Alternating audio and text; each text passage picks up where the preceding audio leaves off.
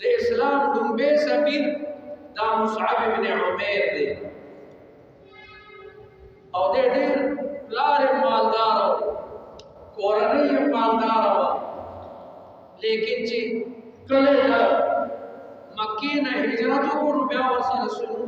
یا به روزانه جوړه بدلوله لیکن چې هجرت یې وکړو هر څه ته کافرانو واغېستل او دغسې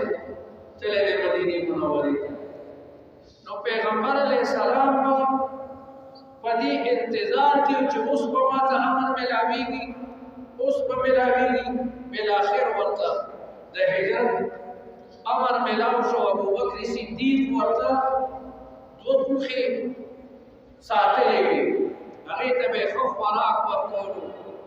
او رسول الله مبارک ته کور راووتو ابوبکر سره روان شو او بیا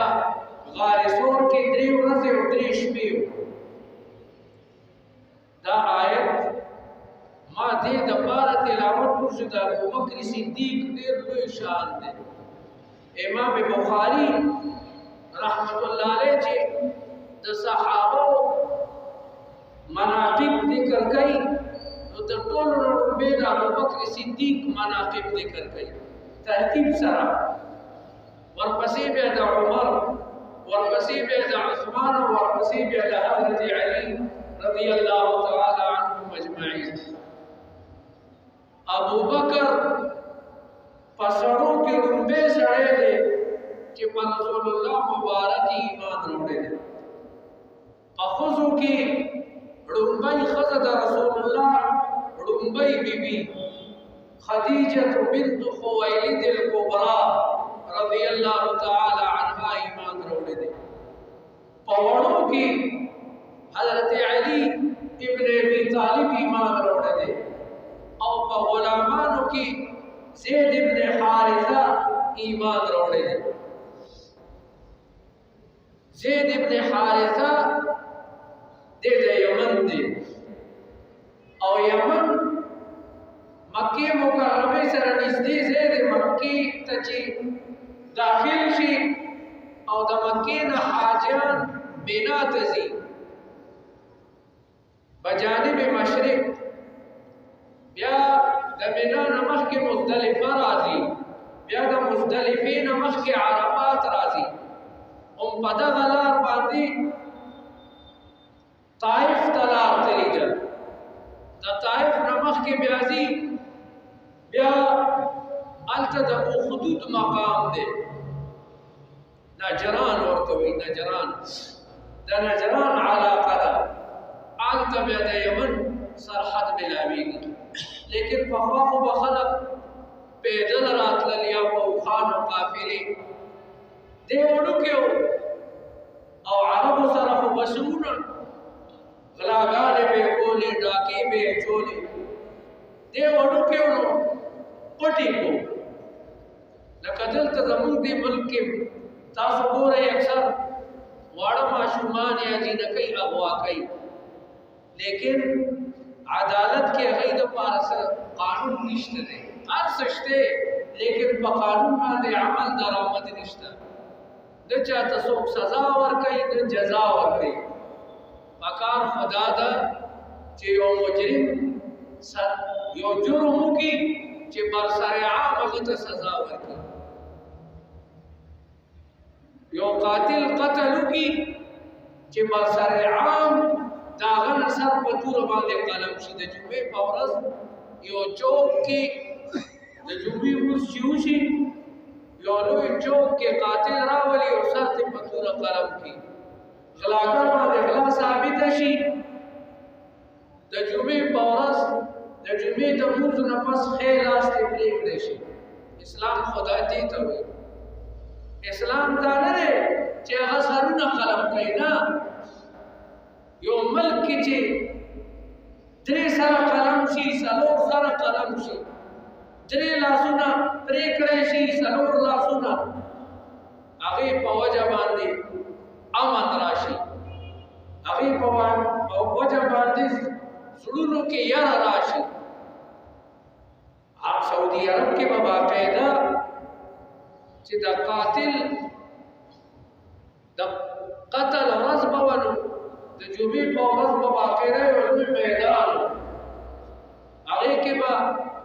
پولیس راغې، پولیس په دایره واچوله. بیا به یو ګاډی راغی، هغې کې به قاتل راوستو او موږ څو ځله کتلي دي. را به یې وستو، قاضي به ولاړو، د مقتول ورثو ته به یې ووي که دی بخئ دیت قبلوئ، نو که هغوی به معاف کړو خو معاف به شو، او که معاف به یې نه کړو جلاد به راغی، د ګاډي نه به دی کوز کړو او دا تحیاتو په قاعده چې موږ څنګه کینو داسې به یې کینولو، او جلاد به راغی توره به یې وکته او یو ځل به یې داسې دی سټ ته ورته برابر، په درېیم ځل به یې چې راښکله د ټوکا غوندې توره به وسر په تیار کړو. هغه چې خلکو وکتل نو زړونو کې بیره راغله. او دلته په قانون باندې عمل درآمد نشته. نو چې څوک څه کوي، که قتل کوي هغه هم برید ته وایي، که غلا کوي هغه هم برید ته وایي، که ماشوم یا ماشومه اغوا کوي هغه هم برید ته وایي. حالانکه دا ملک دا د اسلام دپاره بیل شوی و، ورته د بیلېدو فایده څه وه؟ یو ملک به و لوی، دې دپاره و چې مسلمانان به په دې ملک کې اسلامي نظام راولي، ښه په خوشحالۍ به ازادۍ سره وخت تېروي. لیکن د سن 47 نه واله تر اوسه پورې هغه قانون دې ملک کې رانغی. الله تعالی دا ملک په مختلفو عذابونو کې مبتلا کړی دی. څومره حکومتونه راځي، فوجي حکومتونه تیر شو، جمهوریتونه او دا ووټونه او څه څه کېږي، لیکن دا ملک سمیږي نه. نو معلومه شوه چې اسلام د دې حل دی او قانون جوړ دی. قرآن مجید شته دی، د رسول الله مبارک احادیث شته دی، د فقه لویه مجموعه موجوده ده، فتاوی عالمگیری چې عرب هغې ته فتاوی هندیه وایي، هغې کې ټول احکام موجود دي، لیکن عمل چې پرې وشي هر مسلمان به محفوظ شي، هر سړی به محفوظ شي. دا جومات چې چا جوړ کړی دی شیخ احمد سویدي، دې ملک ته ډېر راغلی، وایي چې ستاسو ملک څومره ښایسته ملک دی، لیکن امن پکې نشته. نو چې کوم ملک کې امن نه وي هلته اقتصاد هم نه وي. بیا امن دا اهم شی دی. حضرت ابراهیم علیه السلام چې کله د خانه کعبې بنیادونه پورته کول، نو په مبارکو شونډو ژبه دا دعا وه، رب اجعل هذا بلدا آمنا وارزق اهله من الثمرات. خدایا د مکې دا ځمکه دا د امن مرکز او ګهواره وګرځي. اول د امن دعا وکړه، ځکه امن نه پس اقتصاد راځي. کوم ملک کې چې امن نه د هغې ملک نه تښته. د دې ملک نه تاسو به ګورئ، خبرونه به واورئ، اخبارونه به ګورئ، څومره غټ غټ سیاستدانان نورو ملکونو ته ووتل، څومره لوی لوی ډاکټران نورو ملکونو ته ووتل، ځکه هغوی ته پته ده چې دلته قتل دی، غارت دی، څه نظام نشته، د ځنګل هم څه نظام وي، لیکن دلته هېڅ نظام نشته. ډېر سعودي ته لاړل، د خلیج ملکونو ته، یورپ ته، امریکې ته، هلته ښه په عزت باندې اوسېږي، په امن باندې اوسېږي، خپل ملکونه یې پرېښي دي. د څه د وجې چې امن نشته. الله تعالی په قریشو باندې خپل احسان او امتنان کوي د امن.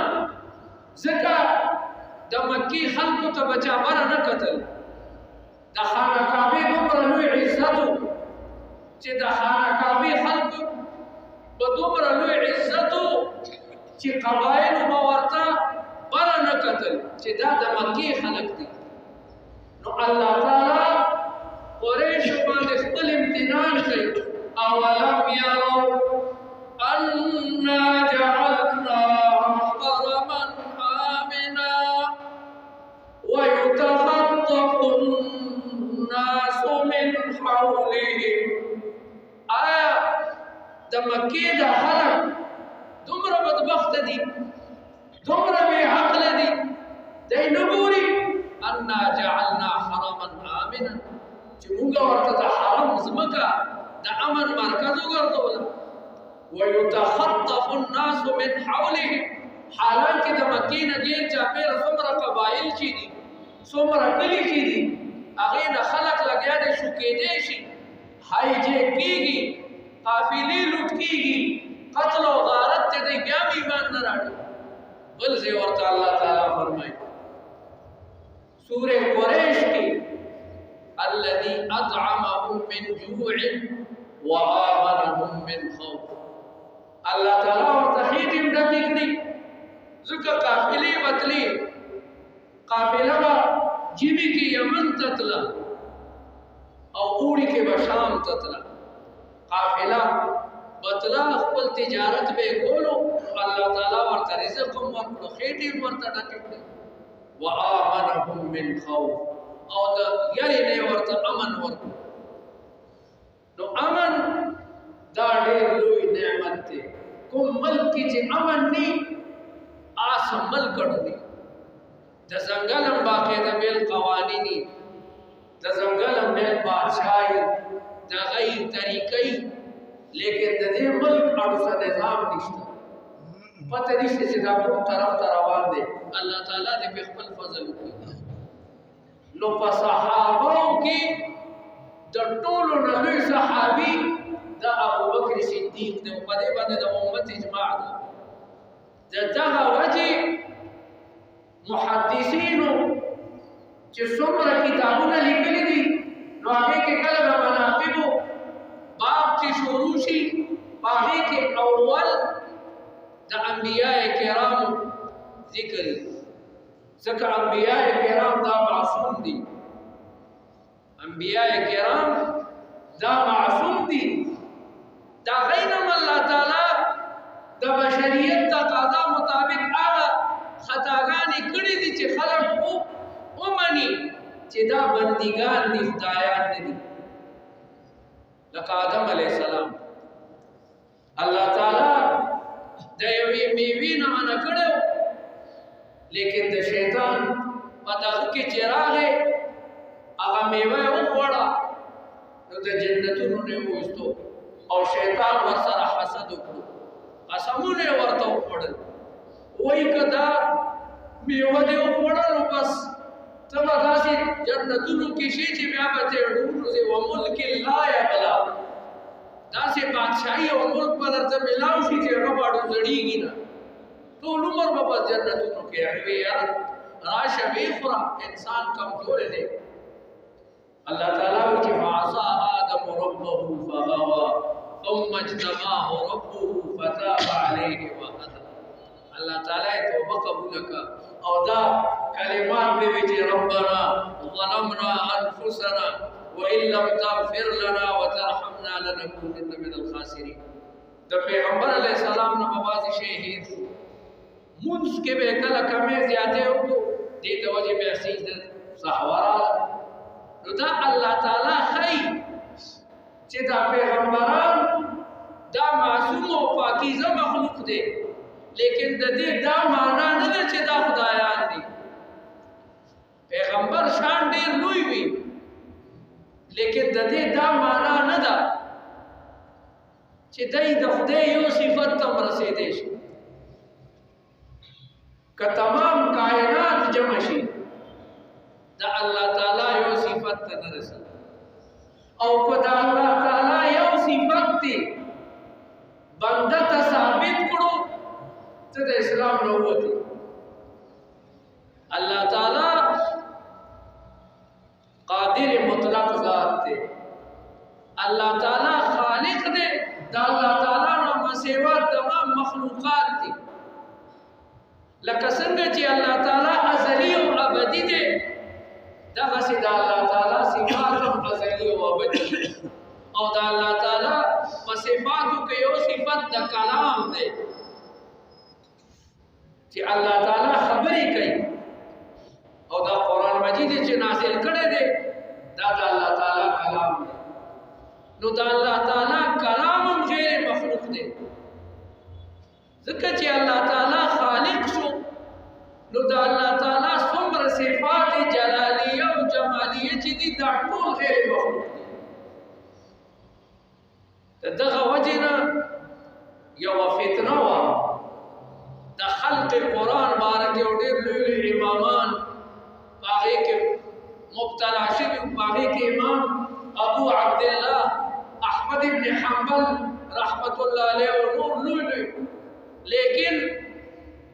دلا متزلزل غرب بشار ورته امام احمد ولاړ او هغه به وی چې قران غیر مخلوق دی معمول د معتزله او پچال کې راغلو معتزله او فرقه او وی به وی چې قران مخلوق دی اهل سنت والجماعت به وی چې نه د الله تعالی قران چې دی دا کلام الله دی چرته په آیتونو کې یا په حدیثونو کې دا نشته چې قرآن دا الله تعالی مخلوق ویلی نه کلام الله حتى يسمع كلام الله ثم أبلغه مأمنه یو لوی عذاب او فتنه او امامان ته ډېر تکلیفونه ملاو شوي دي لوی آزمایښتونه پرې راغلي دي نو دا الله تعالی صفات دا ازلی او ابدی دي الله تعالی خالق او مالک او رازق دی دا الله نه ما سوا تمام مخلوقات دا چې دینو موجودات او مخلوقات او مکنونات دي په الله تعالی باندې مرګ ناراضي په بنده باندې مرګ راضي هغه د آدم علی السلام وفات شو انت عیسی علی السلام پوری عیسی علی السلام لا ژوند دی زمون د اهل سنت والجماعت دا عقیده ده چې عیسی علیه السلام ژوند دی ځکه قرآن وایي وما قتلوه وما صلبوه نه دی یهودیانو عیسی علیه السلام قتل کړی دی او نه یې پانسي کړی دی ولکن شبه له بل ځای الله تعالی فرمایي بل رفعه الله الیه الله تعالی اسمانونو ته ژوندې پورته کړی دی دا زموږ عقیده ده او احادیث هم په دې باندې متفق دي چې عیسی علیه السلام به د قیامت نه مخکې راځي او د دمشق په جامع مسجد په شرقي مناره باندې به فرشتې راکوزوي او بیا به دوه فرشتې ورسره او عیسی علیه السلام به کوز کړي او عیسی علیه السلام ویښته به داسې وي لکه چې اوس یې لمبلي لکه یو سړی ولامبي او په ویښتو کې اوبه وي باقاعده تازه بیا به ډېر زمانه د رسول الله په شریعت باندې حکومت کوي او ډېره برکتي زمانه وي نو د انبیاو د ټولو نه لوی مقام دی لیکن د انبیاو نه پس مقام دا د ابوبکر صدیق دی صحابه او ته بدر څوک هم نه وي رحمان بابا وایي کنه چې پلم د پاک سیرت شونډې سپړي چې پلم د پاک سیرت شونډې سپړي د دوزخ پسرو سروټ کو خپل شفت دی څوک چې پاکیزه خلکو ته بدر دوي قرآن هم پاغی باندې لعنت لیږي والذین یؤذون المؤمنین والمؤمنات بغیر ما اکتسبوا فقد احتملوا بهتانا واثما مبینا اسه بچا باندې تور لګي دا اسلام ذات نه وي تحقیق وکي اسلام د ستر او د پردې امر کوي حدیث کې راځي من ستر علی مسلم ستره الله یوم القیامه یو سړی کا غلط کار کوي په طریقه باندې کوئی کا لیکن مجلس کې مشر موا خلقو کې داغه مکو چې پلان کې داسې دی نه. الله تعالی غفور رحیم دی، لکه توبه وباسه استغفار. حضرت عمر رضی الله تعالی عنہ په ولار باندې تیرېدو مدینه کې د شپې څو ګوري چې خبرې وته کېدي، خبرې وته پټې کېدي، نو تیاره وا. حضرت عمر چې وکتل څو ګوري چې یو سړی لګیا دی زنا کوي، تیاره وا سي کندر باندې. او حضرت عمر چې راغلو لار کې ورته عبدالرحمن ابن عوف رضی الله تعالی عنہ ملا شو. عبدالرحمن ابن عوف دوی چې راشه کنه وی ولی خیر خوده وی راشه دا وګوره تاسو کیږي وی مړه پرې نه راځه. عبدالرحمن ابن عوف ورته وی راځه د خدای بنده سکه دا راځه، ځکه چې د زنا کیس ډیر دروند دی، څلور گواهان به پیدا کړي. د خدای بنده وی کړي اتیا ګورې به بیا واله شي. نو بس روانه کو حضرت عمر چې دیکھ کوته موان حدیث کې راځي من ستر علی مسلم ستره الله یوم القیامه. چا چې په مسلمان دنیا کې پرده واچولا الله تعالی په قیامت کې پرده واچي. د ابوبکر ډېر لوی مقام دی او دلته الله تعالی ذکر کړی دی الا تنصروه کتاسو اے قریشو د دې پیغمبر مدد نه کوي فقط نصره الله. نو الله تعالی د مدد کړی دی اذ اخرجه الذين كفروا. کله چې کافرانو د پیغمبر استو د مکې نه مجبور کړو تنگ کړو، الله ورته امر وکړ چې اوس مدینه ته ثانی اثنین متصل دور دویم د دو نو دې کې څه حایل نشته دی. ثانی اثنین دویم د دو مرسل اذ هما فی الغار کله چې هغه په غار ثور کې اذ یقول لصاحبه لا تحزن. قرآن مجید صرف اشارے ذکر کړي، نور تفاصیل سیرت کې دي، نور تفاصیل د رسول الله سیرت کې موجود دي. کافران رال الباقیدہ ذکر سل مخام اعلامو او دا عربو په مذہب کې یو اوخ دا ډیر قیمتي اوخ ته سفینة الصحرا وي، دا خو د صحرا پوره کشتۍ ده او د جهاز دی. سل مخام اعلامو که چا د رسول الله خبر مونږ ته راکړو نو سل مخام به ورته انعام کې ملاو شو، ټول ورپسې خوارو. او عرب په لارو معلومولو کې او د لارو نښو معلومولو کې ډېر ماهر وو، دومره ماهر وو چې په بوی او په آثار او په نښو باندې لاړل او غار ته ودرېدل. باقاعده اوس دننه غار کې رسول الله مبارک هم ناست دی، ابوبکر صدیق هم ورسره ناست دی. ابوبکر صدیق چې وکتل شپې ښکاره شوې، ځکه غار خو ورنه بند و، ښکته راغلو نو خپې ښکاره شوې. ابوبکر صدیق ډېر خفه شو. اذ هما فی الغار او چې کافرانو وکتل اذ یقول لصاحبه لا تحزن ان الله معنا. رسول الله ته وایي چې دشمنان خو ورسېدل، د غار خولې ته ورسېدل، هغه د خپې ښکاري. رسول الله ورته وایي یا ابا بکر ما ظنك باثنين الله ثالثهما. ما ظنك باثنين ستاسو ګمان دی په هغې دو کسانو، یعنی زه او ته، ستا په ما او په خپل ځان څه ګمان دی چې الله تعالی زمونږ درېیم ګړی دی، چې الله مونږ سره دی نو ولې یېرېږي. ابوبکر په دې نه یېرېدو چې کافران به راشي او ما به مړ کېده چې رسول الله بچ شي، زه دې چوره چوره شم خو چې رسول الله ته څه تکلیف ونه رسي. نو الله تعالی فقد نصره الله معنا دا ده چې الله تعالی د هغې نه د ټیټېدو هغه طاقت هم سل دغه ته رسېدلي غار ته، هلکه خو سر ښکته کوي، ننوځئ پکې که نه یېرېږئ څه ته. بهادران خلک یې عقیدې تاسو وایي غار نه یریږئ ولې الله تعالی ته هغه طاقت سلب کړ لکه د اور کاسي سوځول لیکن ابراهیم علیه السلام چې ورته وشو الله تعالی د اور نه هغه طاقت سلب کړ د سوځېدو الله خو هر څه کوي الله خو خالق او مالک دی د دغه وجه حضرت عمر رضی الله تعالی عنه ابو بکر ته کله ناکله وی اے ابو بکر زما ټول عمل واخله زما ټول عمل واخله ما چې څومره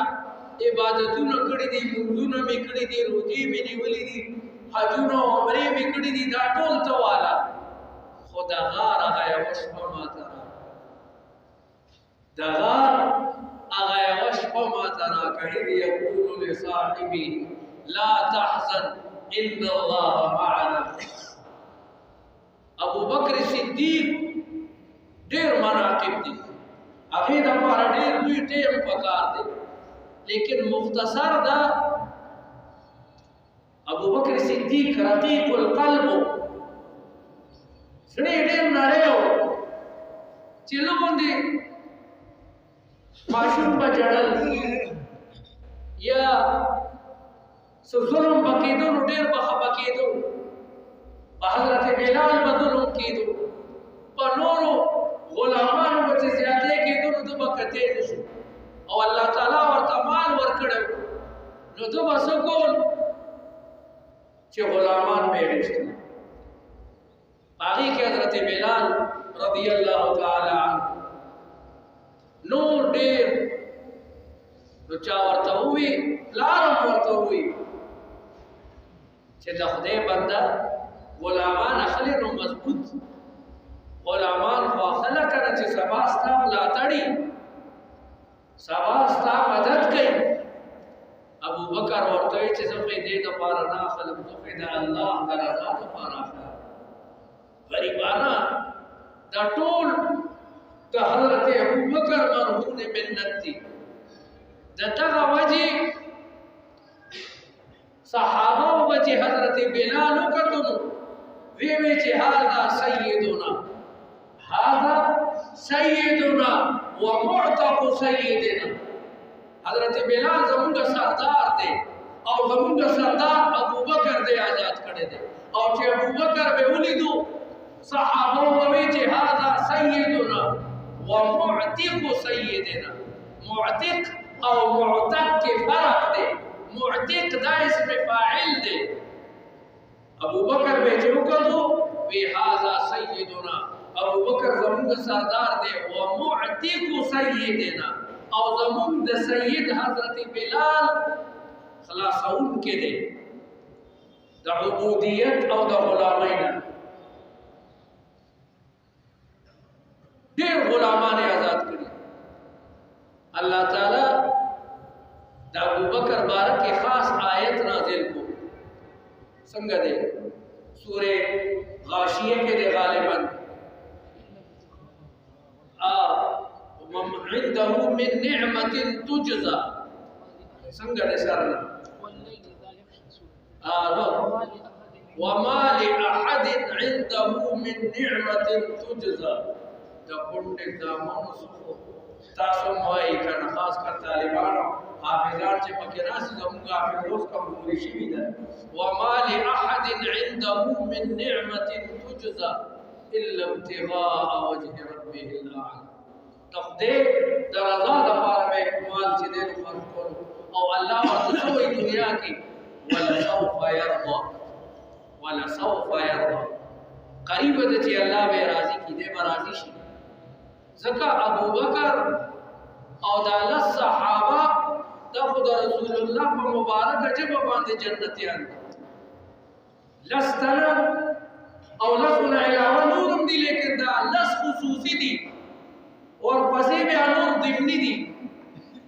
ځکه رسول الله فرمایل چې ابو بکر فی الجنه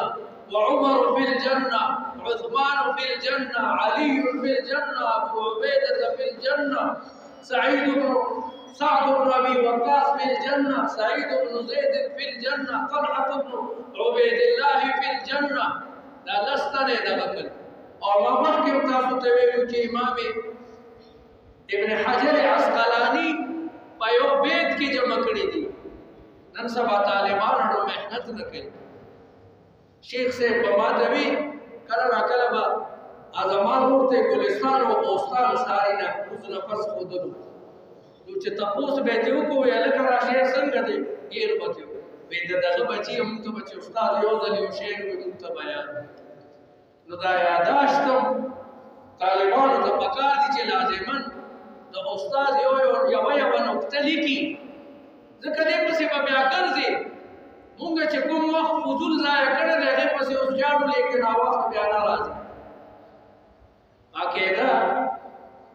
دارالعلوم کې نورو دارالعلومونو کې لوی لوی علما دي چې یو علمي نقطه درته بیاني یا کاپۍ کې لیکه به د وروستو مستقبل کې پکارېږي نو مونږ ته به استادان وي نو مونږ به یادوو. نو هغې کې دا شعر هم دی چې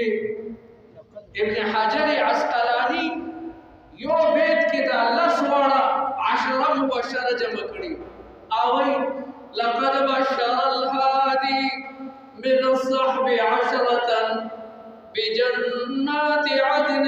كلهم قدره علي. رسول الله مبارک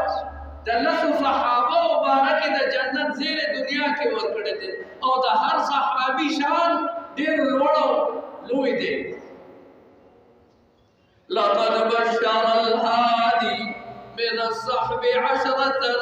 بجنات عدن كلهم قدره علي. عتيق سعيد سعد عثمان طلحة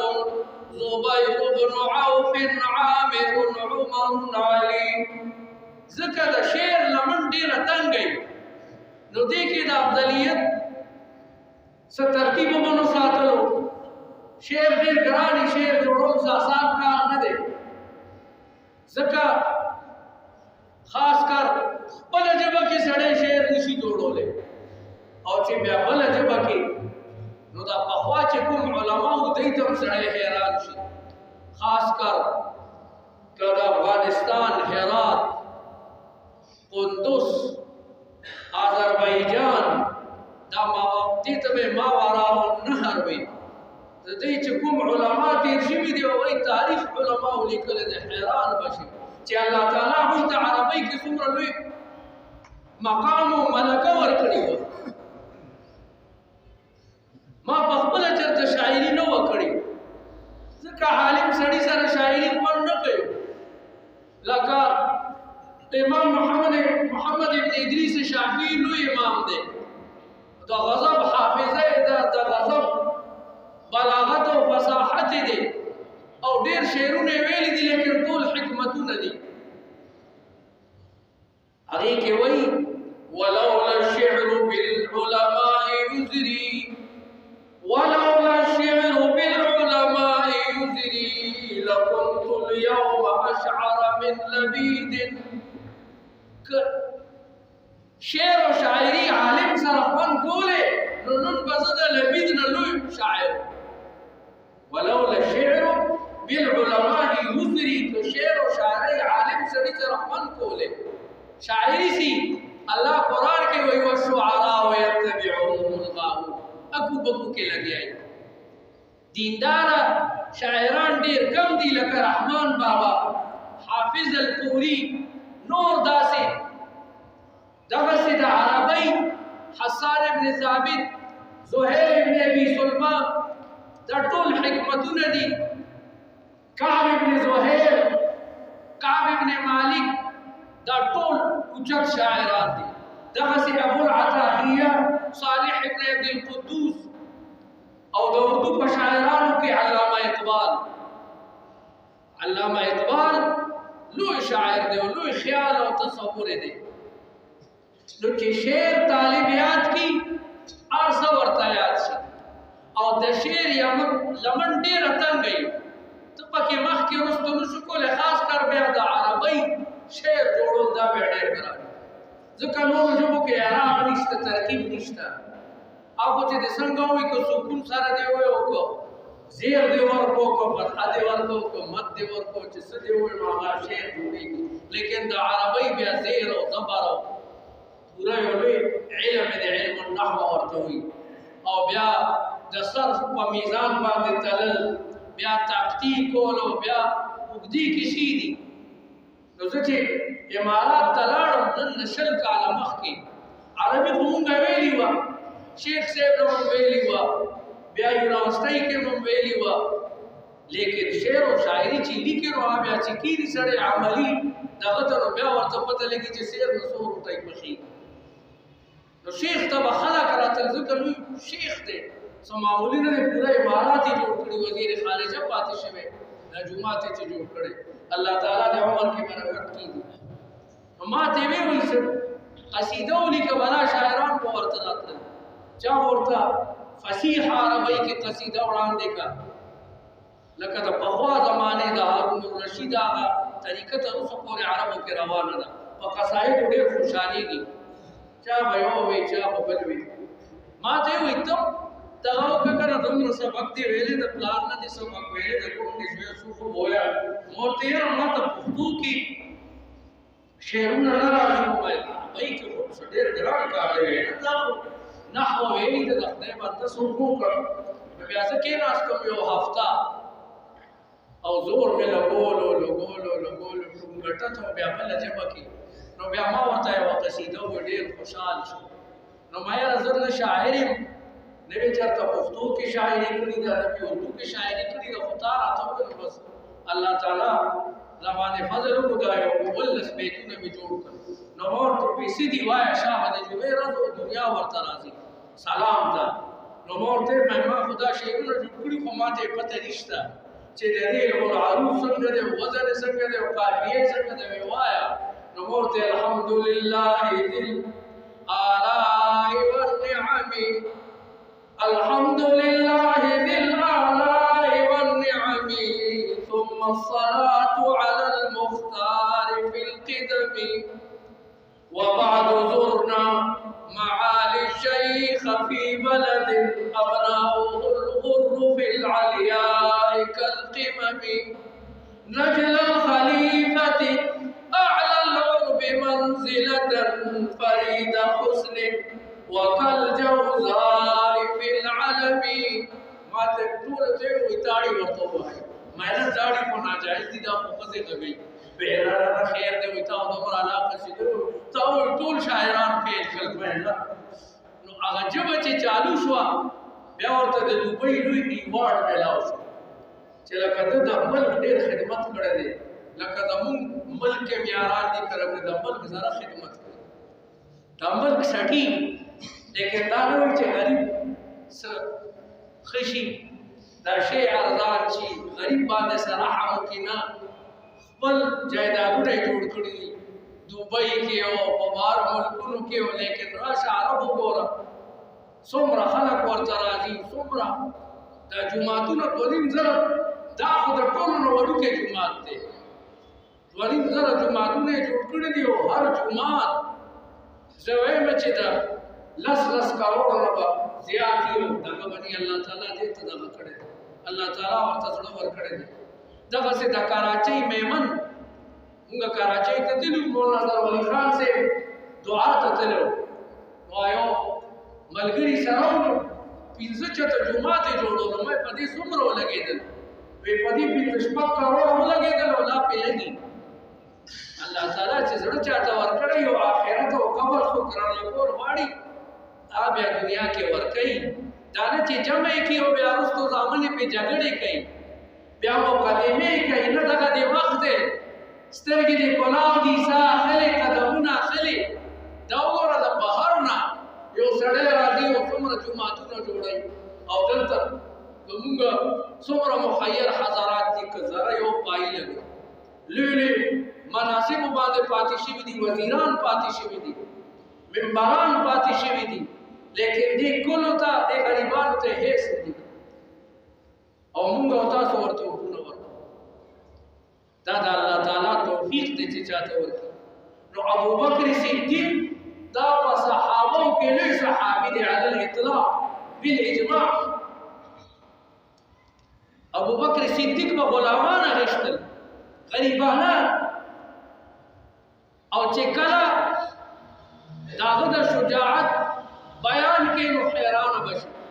د ټولو صحابو نه بهادر دی بیا حالانکه جړل به زړی کمزور او رقیق القلب لیکن داغي باوجود الله ورته دومره شجاعت ورکړو حضرت علی رضی الله تعالی عنه یو ورځ په منبر باندې خېږي د رسول الله په منبر او د خلکو نه تپوس کوي چې من اشجع الناس یا من اشجعنا په موږ کې د ټولو نه لوی بهادر څوک دی ټول ورته وایي چې جی ته یې کړه ابوبکر صدیق دې وخت کې وفات شوی ورته وایي من اشجعنا موږ کې بهادر څوک دی ټول ورته بیا وایي چې انت اشجعنا اے علي تو خو اسد الله تو خو الله تعالی لوی طاقت درکړې دی ته یې کړه وینا من اشجعنا په موږ کې د ټولو نه بهادر څوک دی وی ته وینا اشجعنا ابو بکر موږ ټولو کې بهادر د ابو بکر به اتشاو کا چې موږ دغه سي کله بدر جنگ ته تلو نو ستړي بدر د مدینه منورې نه 1.5 کیلومتره د مکې په طرف دی 1.5 کیلومتره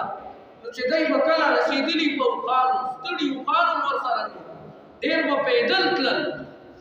ستړي شوي دي چوره دي شپه پیغمبر علیہ السلام آرڈر جاری کو چنن شپه څوکیداري به زموږ څوک کوي ځکه جنگ سه آسان کار خو نه کړه چې هلته میټیایانې او لواګانې تقسیمېږي نه نو ټول چوپ حضرت علي وایي زه په هغې کې او ما زړه کې به راغلل چې رسول الله ته زه وایم چې زه به ستاسو څوکیداري کوم لیکن یریدم په دې یریدم ځکه موږ ډېر ستړي وو اسې نه چېرته سترګې مې پټې شي او دښمن راشي او نقصان ونه رسوي نو دې د وجې نه پاڅېدم رسول الله په دویم ځل ووایي من یکلؤنا اللیل نن شپه به زموږ څوکیداري څوک کوي بیا زه چپ شوم په درېیم ځل رسول الله بیا ووایي من یکلؤنا اللیل نن شپه څوکیداري به څوک کوي وی څوک به نو ابوبکر صدیق پاڅېدو چې انا اکلؤکم اللیل نن شپه به زه ستاسو څوکیداري کوم نو حضرت علی به وایي چې په موږ کې د ټولو نه بهادر دا حضرت ابوبکر ځکه وی زه به د شپې اودو من راپا پسېدم په انسان چې یاری یا ډیوټي وي یا څه سفر وي دی بیا قدرتي پاسي حضرت علی وایي زه به پاڅېدم چې یاسې نه ابوبکر چېرته اودو نشي رسول الله ته صحابو ته څوک تکلیف ونه رسوي زه به پاڅېدم چې وبه مې کتل نو ابوبکر به لکه د زمري کله ښي طرف ته منډه واله او توره به ورسره او کله دس طرف ته او د ټول لښکر نه به چې دی د تور لیدو دا یوه او دویمه بهادري رسول الله مبارک چې کله د دې دنیا نه رحلت وکړو د دې دنیا نه سفر وکړو نو صحابه والا د مدینې ځمکه توره شو تر دې چې ابوبکر غوندې جلیل القدر صحابي توره راواخیسته او هغه وایي که چا وایي چې رسول الله مړ دی نو په دې توره به یې کار تمام کړو بالکل هغه هوش و حواس یې بیرې ابوبکر صدیق چې راغی دې وخت کې دومره بهادري وښیله چې بل صحابي نه ده ښودلې راغلو حضرت عمر ورته خلکو ورته وایي چې حضرت عمر خو توره راغېستې ویې ښه حضرت عمر یې د لاس نه ونیولو او د رسول الله جومات ته یې بوتلو اول د رسول الله مبارک کور ته ننوتو د خپلې لور بی بی عایشه رضی الله تعالی عنها حجرې ته ننوتو ویې کتو رسول الله مبارک پروت دی بله پرې څادر دی رسول الله د تندي نه څادر اوچت کو او ټیټ شو او د رسول الله تندی مبارک یې ښکل کړو دې نه دا مسله ثابته شوه چې د مړي د پلار د تره یا د استاد تندی ښکلولی شي چې مړ شي نو باقاعده چې ښکلو کو بیا ورته وایي چې طبت حیا ومیتا یا رسول الله ای د خدای رسوله څنګه چې په دنیا ښایسته ښکاري دی داسې په مرګ هم ښایسته ښکاري او مرګ چې کوم لیکلی و الله تعالی هغه تا ته ورسولو او بیا صحابه جمع کړل او منبر ته خیږي او بیا حضرت عمر هم ورسره دی